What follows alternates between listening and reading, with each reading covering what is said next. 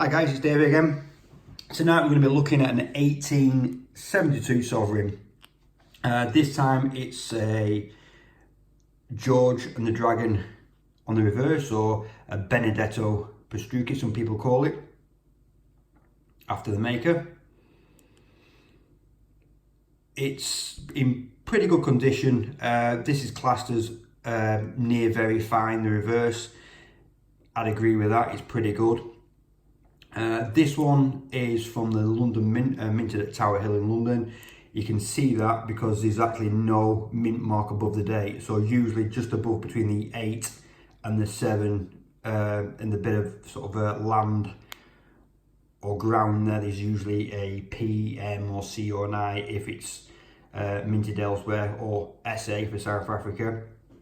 If there's no mint mark there, it denotes it was made in London.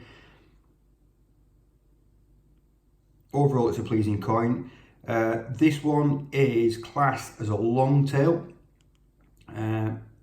It's taken me quite a while to get my head around these sort of long, short tails and how to sort of identify easily what's what. I have to get really zoomed in here. But you look in this area here, excuse my nail there. So as the tail turns back left there, you do get a little flick of hair, or sometimes you don't. So if you get like a little strand by itself flicking off there, which you can on this one, it's classed as a long tail. If there's two little wisps coming off there, it's a short tail. And if there's nothing there, it's classed as a medium tail. For this one, this year, 1872, everything was made as a long tail. It's worth looking, and there are some very rare ones where you get, you know, very low numbers of short or medium tail, but it's something that you really need to look up. So this one's a long tail. It's quite common for the year of 1872. Also, this one is classed as a small BP because it's got a small B and P on it for Benedetto Pastrucci there, just to the right of the date. Sometimes that's big, sometimes it's smaller. Sometimes there's actually none there on some particular coins, so it's worth again looking at, and some of these nuances are very rare on certain coins. So if you're aware of these sort of things exist, you know what to look for. So you look at the BPs, if it's there, if it's not, if it's big or small, it's worth looking into.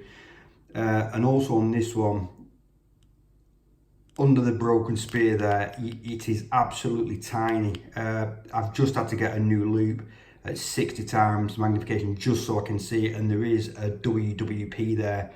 That stands for William Wolseley Pole.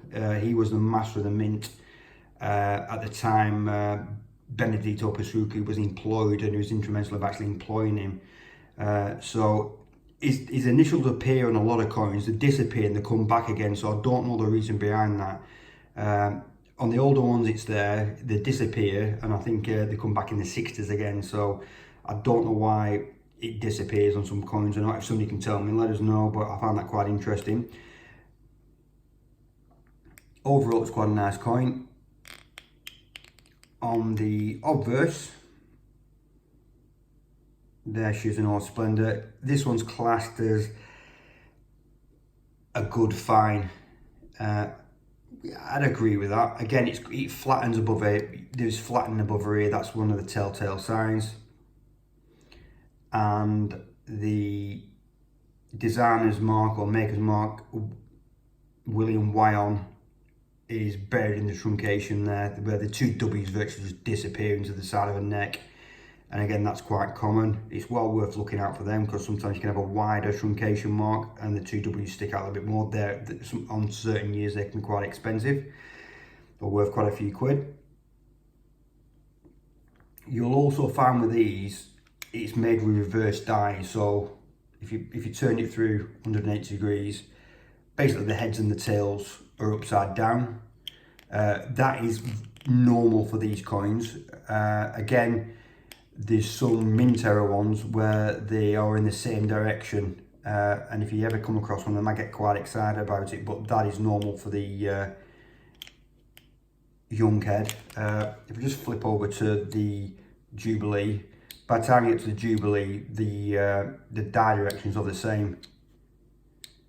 and again for the veiled head, they're all the same. So I don't know why that was changed, or the reason why the young head was actually made in them directions. Don't know why they would, but it's an interesting thing to look for. So thanks for watching tonight, folks. I'll put all the specs and mintage figures at the end.